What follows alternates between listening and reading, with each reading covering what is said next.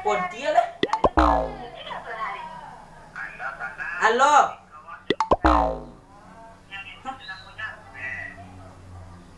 Siapa lah kau?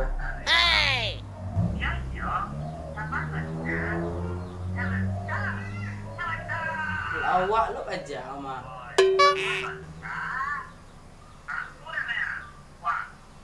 Bosiko. Masih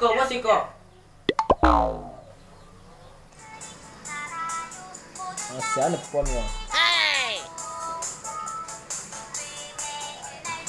Kamu, oi di mah.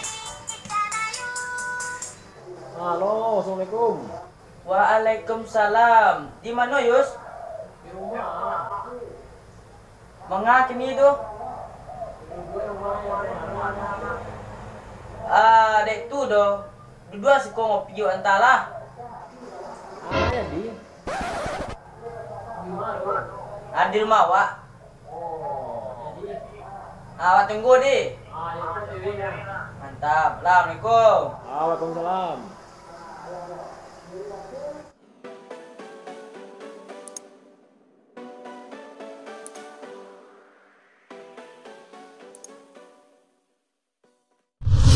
Hours later. Assalamualaikum. Masuk. Assalamualaikum. Kita buka sini.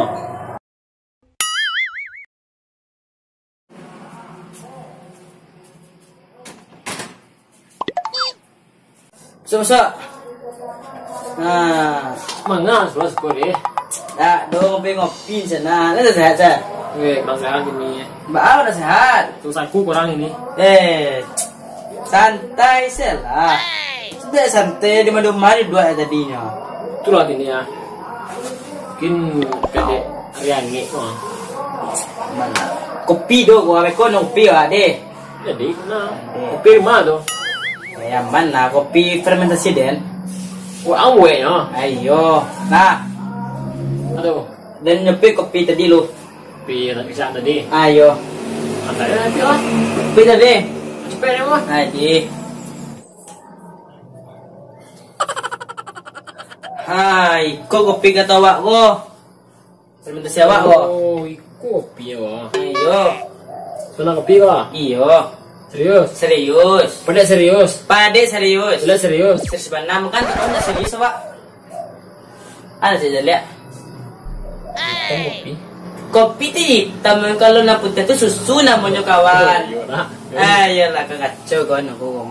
Mau kopi kawan? Iko ko kopi spesial untuk waang. Kopi penuman wak den abad iko. Oh, kopi kau? Iko kopi kata waden tadi ko. Boleh minum kau? Boleh cibo lah. Alas we. No. Masam. Itu kopi spesial untuk waang penuman wak den itu. Dek ada rasa masam-masamnya mangkok penuman baru den. Mau kopi kau? Iko namanya kopi kucing.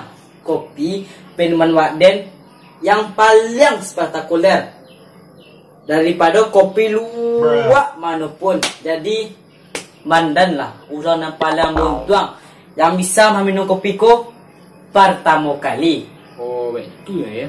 Iyo. Tu cara beda ang. Cara buatnya hampir sama dengan kopi luwak-luwak tu.